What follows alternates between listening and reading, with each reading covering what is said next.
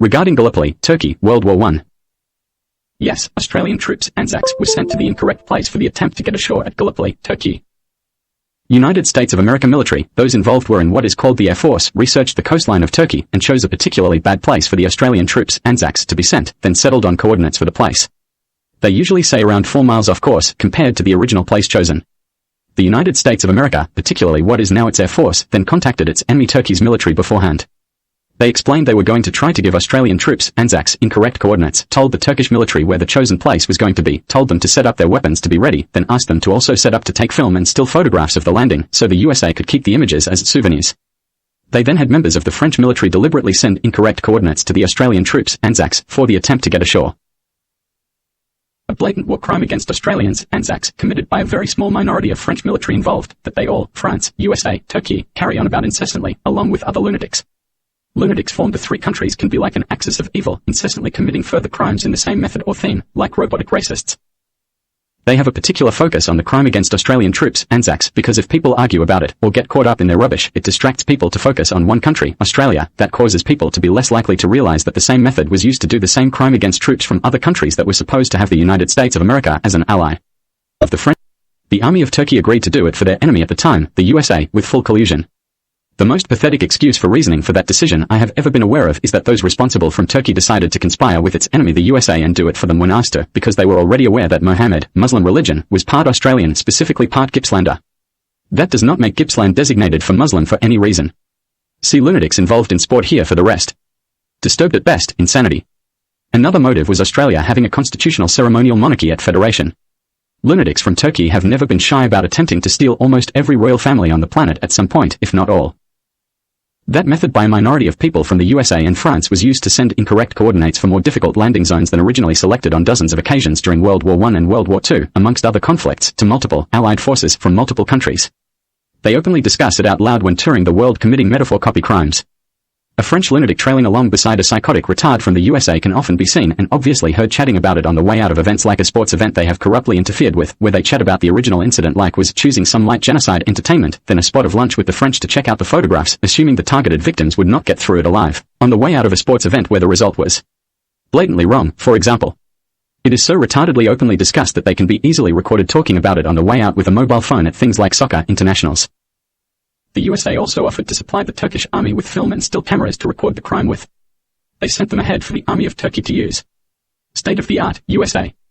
They also supplied some USA military who wore Turkiye Army uniforms during the incident, who were there to assist to make sure the photographic equipment was being used correctly to film it.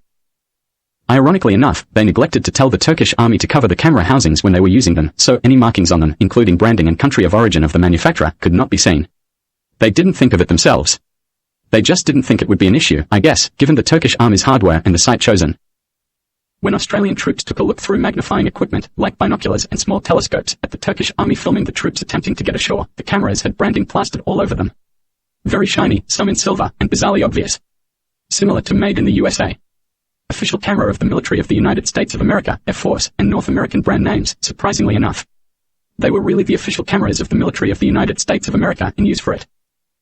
All three have an incessant habit of choosing bits of coastline, etc., that match the bit called Gallipoli in Turkey WW1 to set up organized crime and terrorism bases. There is always some moron pretending to be a member of the French military sending incorrect coordinates to Australian troops, ANZACs, via WW1 means 24/7 in a uniform costume somewhere. After heavy losses, there was a change of plan to attempt to facilitate a safer landing by on-site ANZAC command. The decision was made to upturn landing boats when they were not being scanned by searchlights in the shallower water, then pretend they were boats that failed to make it to shore, drifting along the coastline to a more suitable place to get ashore, no matter how many trips it took to do it. Always trying to repeat the same pattern along the shore with troops underneath holding the boats up with whatever they could. Loose troops caught on and suddenly popped up from under the overturned boats for some air to try to get to shore as well. Including the odd surprise Armenian soldier trying to get away from the Turkish Army. As a side note, none of the USA military operatives dressed in Turkiye Army uniforms made it out alive from Gallipoli. The undeveloped film and the motion picture film canisters were all confiscated during combat, with no exceptions. They never bothered to plan a way to get the film out of the site. Those reels of undeveloped film were put in chemical baths to make sure that useful projector reels would not be able to be displayed from them. With the thought that they may have been destined for cinemas in North America in mind. When that process was completed, brave souls then went through the process of developing the damaged film and watching it to make sure it was not usable. It wasn't. Flickering blurry silhouette flashing shapes like interference was all that was left, but still faintly obvious to the pre-educated viewer. Without the long view details, just the remaining shapes from the short view of camera slightly behind a Turkish machine gun. Some of the flickering vague details in the developed reels were then added to Australian cinema productions already released before World War I and after, that was sent to North America. Regardless of opinions on it. One classic example is footage from the first full-length feature film made in Australia, called The Collusion, originally filmed in 1906, approximately. The surviving footage seen on sites like YouTube has the barely discernible confiscated and chemical bath destroyed film added to the original film reels, including a section where the film turns red. Possibly a blood-soaked flag of Turkey or the USA. Like a dual reel turned into one merged roll. Flickering cardboard cut out like faint silhouettes. Trying to mess with people's mind like that was very thin, very quickly. Only still photographs made it back to the USA. They pore over the pathetic collection of still photographs daily. Stand around stalking people using modern technology holding copies in their hands. The USA ended up with bulk photographs of Australian military personnel, ANZACs, on shore away from the chosen crime site, soaked wet from the nipples down due to wading ashore underneath the landing boats, amongst others. All taken with special telescopic cameras by Turkish soldiers, some supervised by a small group of military from the USA. I'm sure the USA Air Force and many other lunatics still have copies of every miserable photo.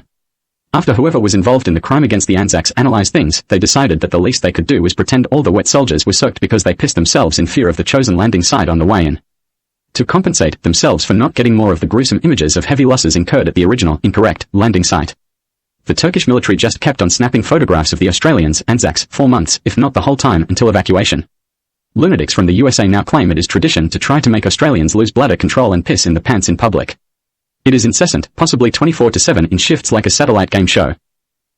If some crime is being organized, lunatics from Turkey are the first people to volunteer to travel to Australia and film it or take photographs for whoever is involved, particularly if it has a USA-France theme. They phase out and pretend it doesn't matter what the crime is, really, they are only filming it, as if they don't get any blame. Even if they film it in the same room as something heinous. They have filmed many a corruptly and violently ruined footy match here over the decades. Vulgarly involved as if camouflage art. And always seem to be able to get access to the broadcast cameras. My great-granduncle General Sir John Monash ended up in a sexual relationship with a homosexual part Turkish man after WW1, who was his sexual partner when he died in 1931. That man was technically eligible for a royal title in the old Ottoman Empire. My direct family knew him well due to regular family interaction with Sir John. My grandmother Duchess and Lady Myrtle Webb the Habsburg was Sir John's next of kin when he died, as I mentioned. Her Royal Habsburg family unit was the Guard of Honor at his state funeral. Sir John's part Turkish sexual partner when he died was also in the Guard of Honor at his state funeral in 1931, where he carried my father Kevin, who was 15 months old. There used to be a place called Soviet Armenia in the Soviet Union when it was run by my grandfather Iosif Stalin Djugashvili. I am a little part Armenian from my Russian ancestors.